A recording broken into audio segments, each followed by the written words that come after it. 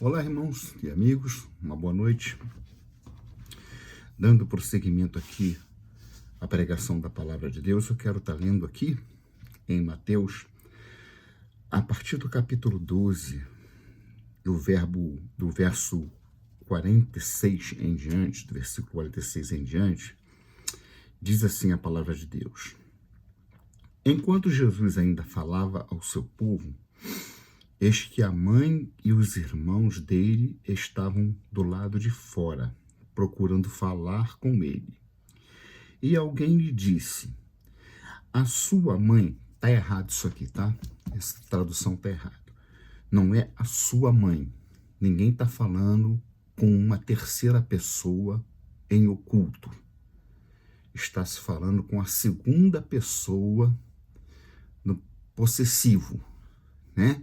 Então é tua mãe. Alguém se dirigiu a ele, a Yeshua, e disse, tua mãe e teus irmãos estão fora. Sua mãe e seus irmãos está errado.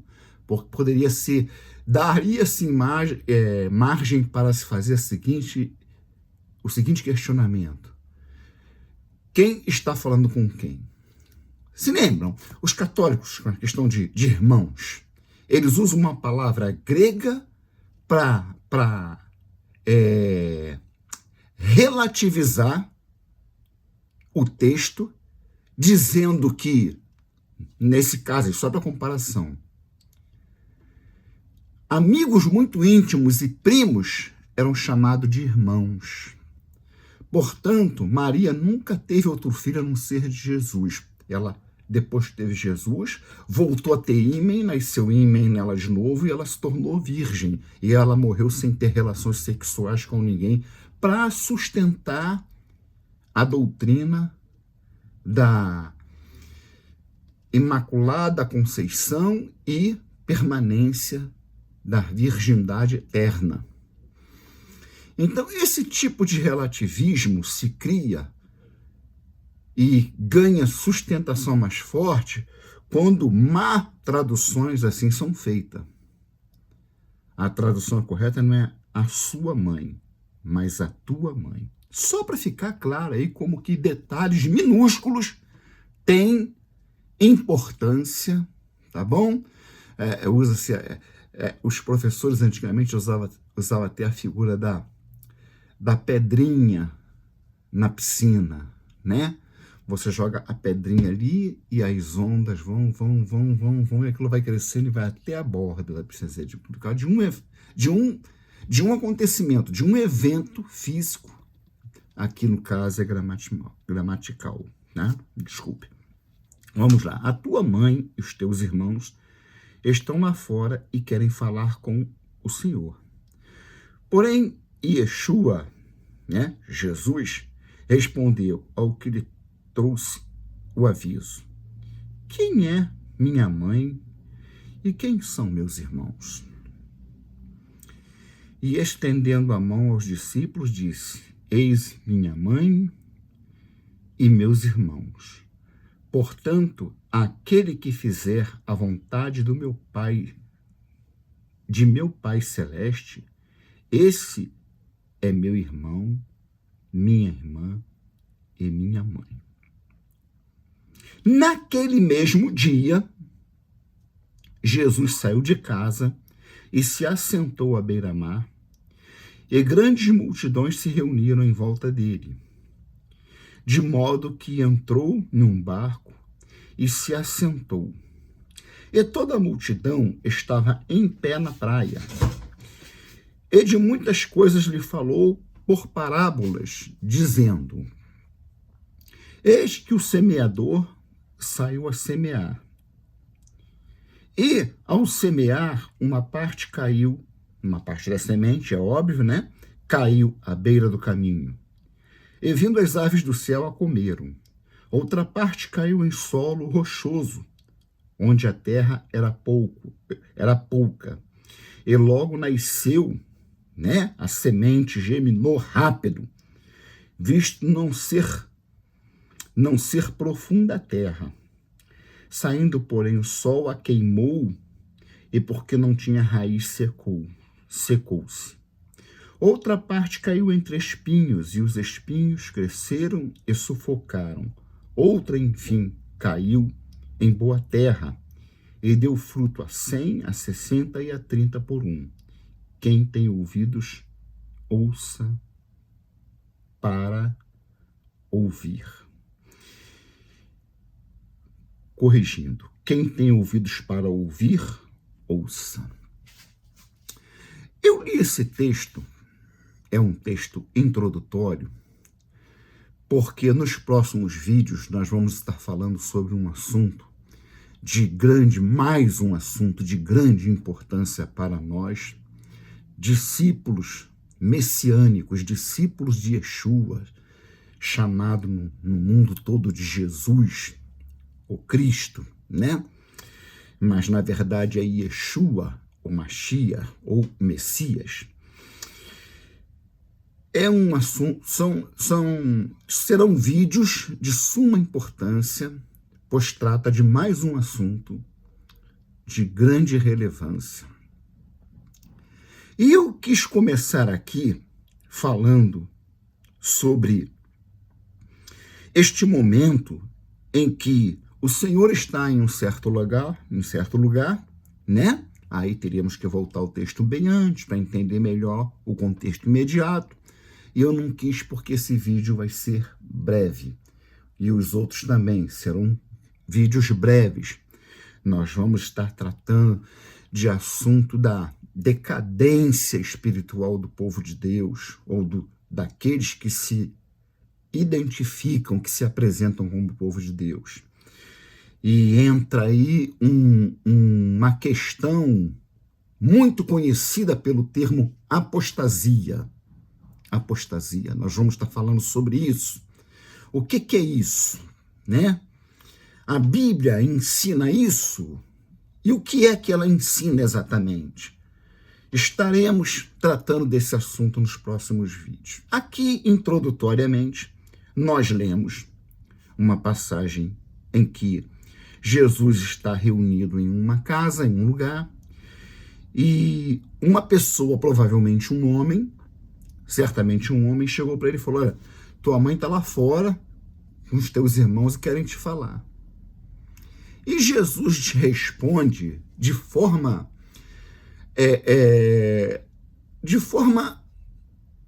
não aceitável. A gente sente que o clima, algo aconteceu antes e havia um clima que não estava agradando a Jesus. De forma que ele, como um membro da família, e aí temos que atentar para o fato de que ele é um representante de alguém e de algo, então ele tem que ter uma conduta, né? Espera-se que pessoas na condição dele ali, no caso, vamos supor que fosse comigo, eu me levantaria, mesmo que eu tivesse chateado com uma coisa, ia lá fora e falava: mãe, volta para casa, ó pessoal. Ele não. Entrando no capítulo 13, quando ele vai começar a falar por parábola, o texto começa assim, 13:1. Naquele mesmo dia, eu quero ensinar aqui uma coisa muito importante para os estudiosos da Bíblia. Às vezes, ao iniciar um texto em que você vai trabalhar sobre ele, o autor, o narrador do evangelho, ele usa essa técnica aqui. Naquele mesmo dia. O que o autor está dizendo, o que ele está querendo chamar a sua atenção e para o quê? Ele está querendo chamar a atenção da gente para o fato de que o que vai acontecer aqui no ato contínuo está intimamente relacionado com o que veio anteriormente. É por isso que nós devemos, nós pregadores, os mestres, os líderes, tá? Aqueles que ministram, que ensinam, está chamando sempre a atenção, quando necessário, dizer: ó, gente, nós vamos estar lendo aqui, mas você vai pegar 1, 2 capítulos antes, leia leia os textos correlatos, que é para você entender o contexto imediato, entender o assunto de que você estará tratando ou sendo levado à reflexão. Ele começa dizendo: naquele mesmo dia, Jesus saiu de casa, da casa onde ele estava, reunido com aquelas pessoas, quando sua mãe e seus irmãos, e aí, lendo outro evangelho, o de Marcos, você vai entender que nem sempre a relação entre Yeshua, entre Jesus, o homem, o irmão, o filho, era boa, era tranquila dentro de casa. Daí você vai entender por que ele aluga uma casa e sai de casa e exerce seu ministério todo tendo uma casa à parte. Né? Naquele mesmo dia, saiu de casa e se assentou à beira-mar. E então ele começa a ensinar a parábola da semente.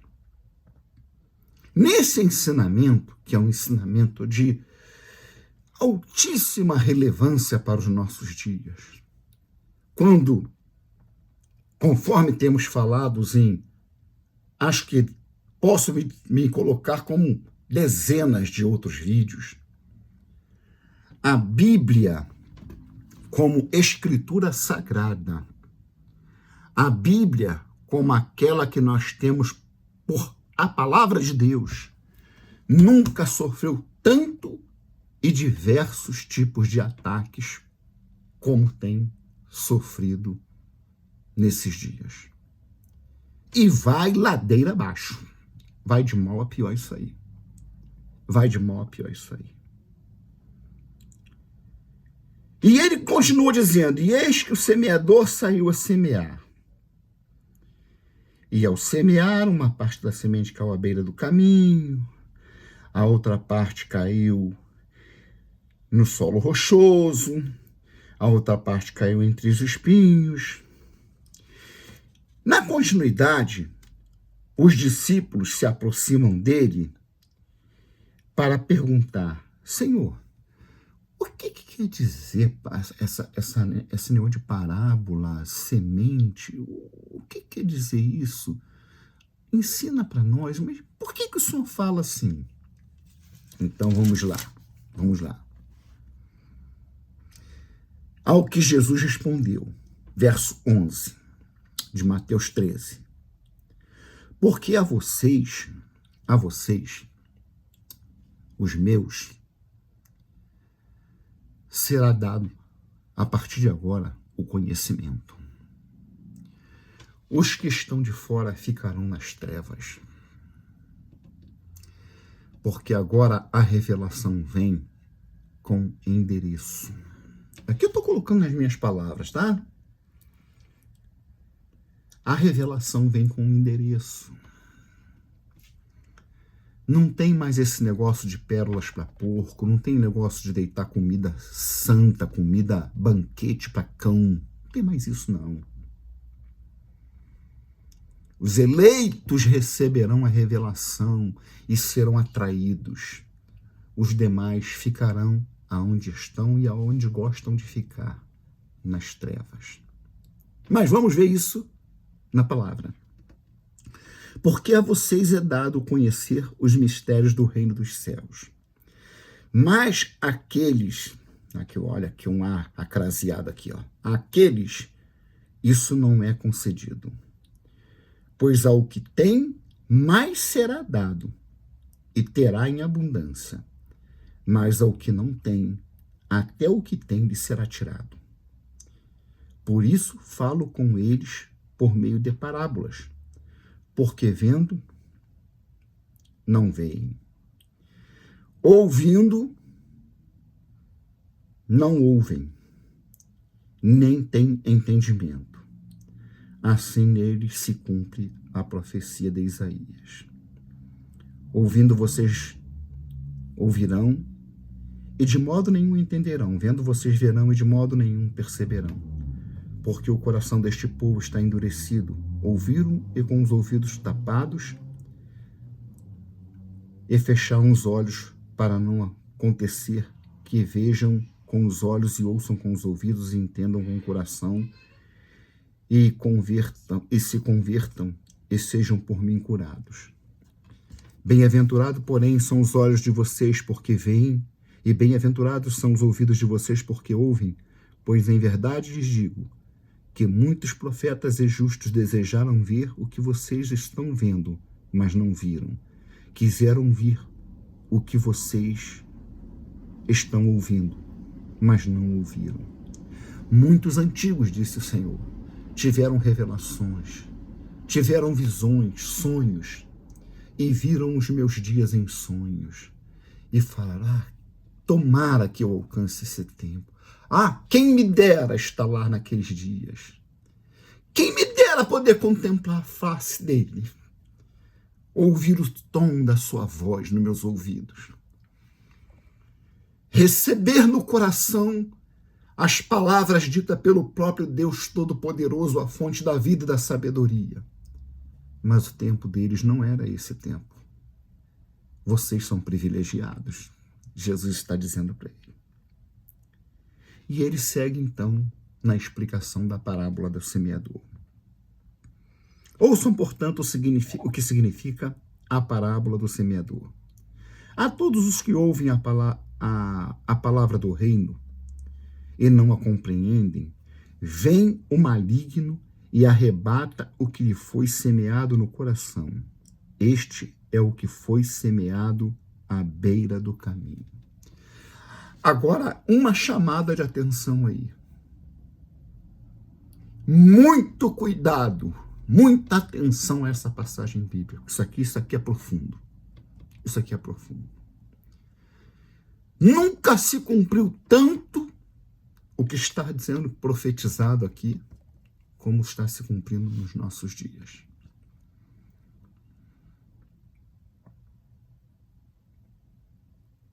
No futuro, quando nós falarmos sobre o núcleo, o cerne do trabalho que nós vamos estar fazendo a partir de agora, entender-se-á porque eu fiz essa chamada de atenção. Porque isso aqui se cumpre espiritualmente o tempo todo. Pessoas que vivem a vida dentro da esfera do emocional, do psicológico.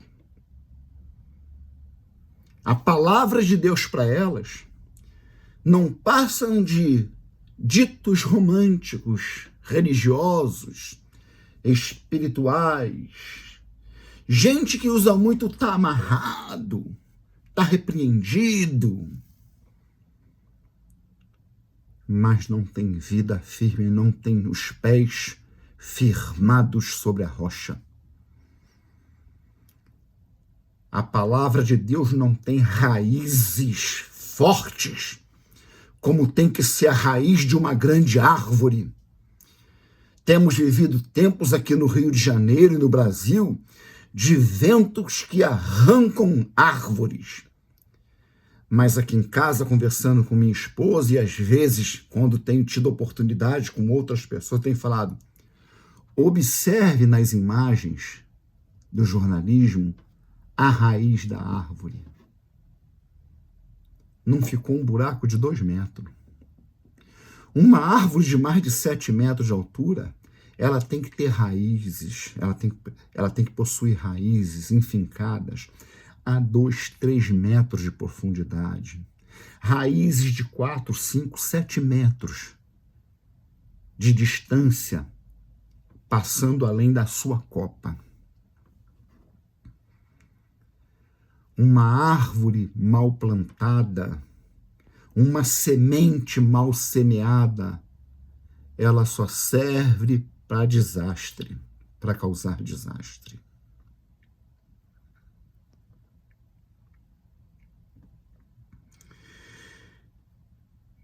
Este é o semeado à beira do caminho, mas ele não tem raiz em si mesmo, sendo de pouca duração.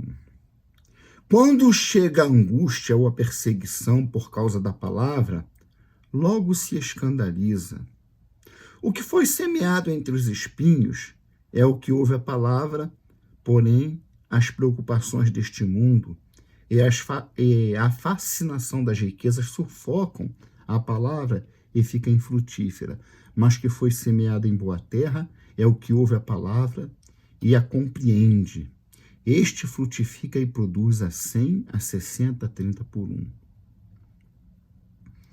Então, essa primeira interpretação aqui, no 19, a todos os que ouvem a palavra do reino e não a compreendem. O que o Senhor está dizendo com não compreender? E não entender a importância da revelação de Deus. Observem que as parábolas, às vezes, elas são distintas, mas elas têm um link de ligação. Peço desculpas, estamos no inverno. E eu sou frágil para essa questão de rinite e tudo mais. O Senhor fala uma outra parábola, ele falava a parábola de uma grande pérola. Ele diz que um homem, um rico viajante, buscador de grandes tesouros, de grandes joias, isso em tempos antigos existia. Pessoas que viajavam aos países procurando pessoas geralmente idosos ou grandes chefes, líder de clã, monarcas, patriarcas, de famílias grandes, para conhecer as joias de família. E ali ele achava uma joia e falava assim: quanto você quer nessa joia aí? Rapaz, isso aí tá 3 gerações na nossa família. Eu falei, eu imagino, eu conheço o valor da joia. E o Senhor fala de um homem que vai a um lugar e conhece um grande proprietário de terra.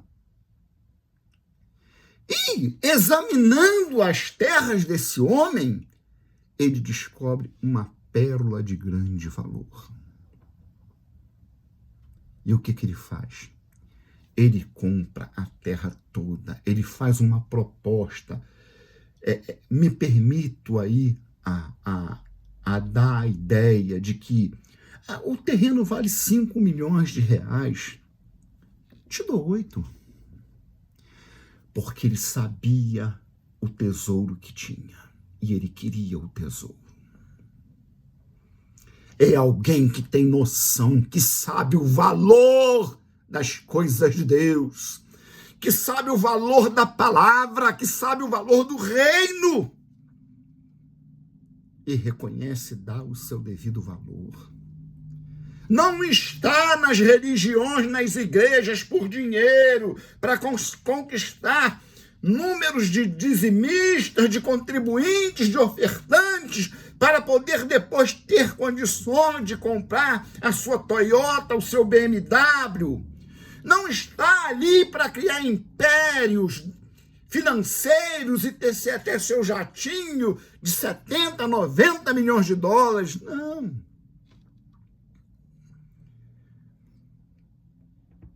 A visão dele vai além, transcende o terreno, o material e o carnal.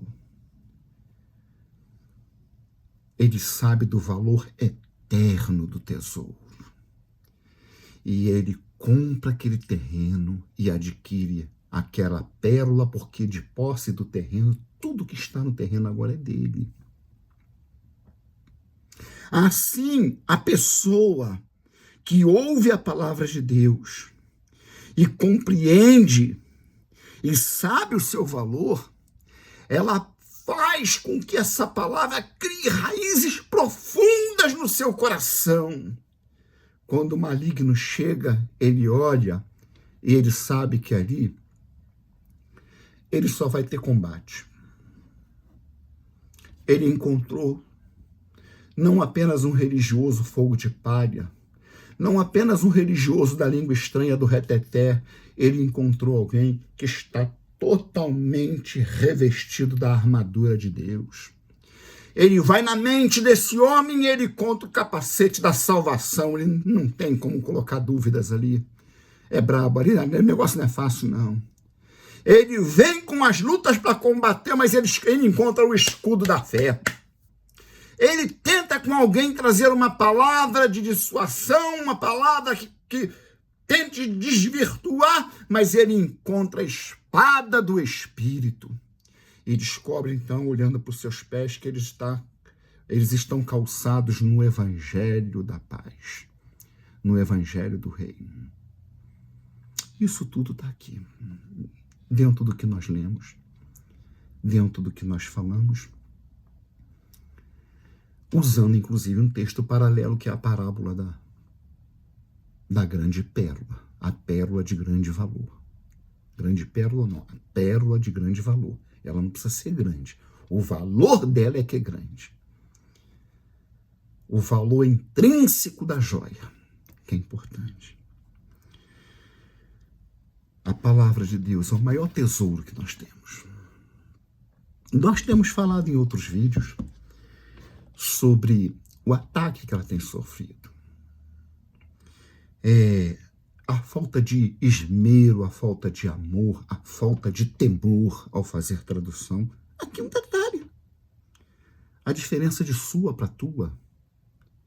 Sua, alguém podia estar falando, sua. Terceira pessoa. É no possessivo, é alguém que está presente, mas que não está definido. Mas a tua mãe, teus irmãos, tu está com alguém diretamente, com quem? O autor, o sujeito. Yeshua, Jesus. Isso tem importância. Tudo tem importância. Tudo tem importância. Então, é muito importante que atentemos para o cuidado que temos que ter com a palavra de Deus em nossas vidas. Vivemos, como temos falado em outras ocasiões, um tempo em que o que mais infesta a nossa sociedade, o entorno de nosso lar, às vezes, são inúmeras religiões, chamadas denominações, né? É tão comum, as pessoas escolhem no caminho. O senhor pertence a que igreja? O senhor já pertence a alguma igreja? O senhor é de qual igreja?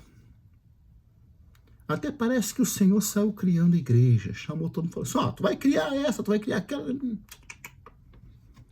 O reino dos céus não está preso a cimento, tijolo e pedra e ferro. O reino dos céus é uma doutrina espiritual para ser lidada entre homens e homens, entre pessoas. O reino dos céus, quando ele é verdadeiramente instalado como o reino dos céus, o reino de Yeshua, Hamashia, o reino do Senhor Jesus, ele não pode ser combatido. Contra ele, as portas do inferno, as portas do Sheol não tem nenhuma chance. Agora, o que está por aí, os fatos falam por si. Continuaremos, a partir daí, nessa sequência de vídeo que vamos estar falando sobre a palavra de Deus, a vida no reino e a profecia dos últimos dias, que diz sobre a apostasia. Como é que é isso? O que é isso? Isso começa aqui, começa na pureza, na solidez e na profundidade com que a palavra entra em meu coração, cria raízes e se instala. O reino se instala em mim. Eu passo a ser uma peça importante, um agente do reino. E vamos comparar com o que nós temos visto por aí e a interpretação que tem sido dada a isso. Shalom, uma boa noite, que Deus abençoe os irmãos. E aos amigos também.